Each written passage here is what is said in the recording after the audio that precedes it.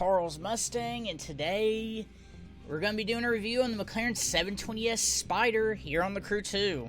Son, I did not expect them to add at all. I'm actually very surprised. I mean, I heard about it in leaks, but I thought for sure they were going to save it for a later summit or whatever. But it's freaking awesome that they finally added it.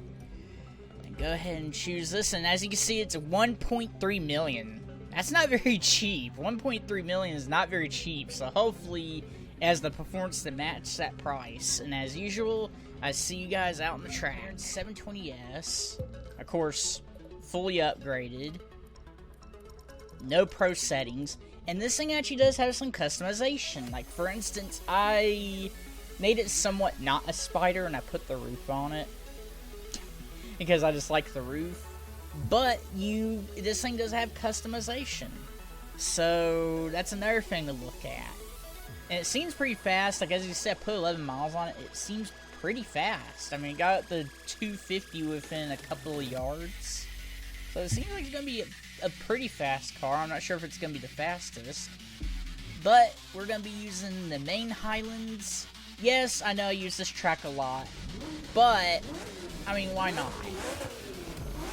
And as you hear, it sounds like a real McLaren 720S, or at least close to it. You can even hear the turbos. But I'll be back with y'all after I'm done with the run.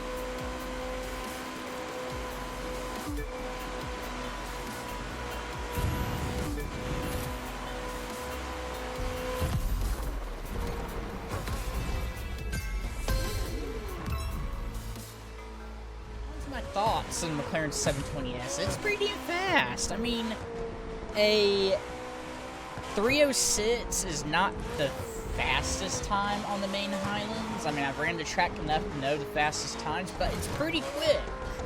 And of course, that can always become better with pro settings, nitro chemist, whatever you want to toss on it. Which, of course, usually you toss both, so I don't know why I said that. But all around, it's a pretty good car. Would I recommend spending $1.3 million? I'm not quite sure. I mean, it is an awesome looking car, and it is one of the first McLarens they have added with a update. Because for the longest, all we had was the McLaren P1, and that was the newest car. Yeah, that was the newest car we had.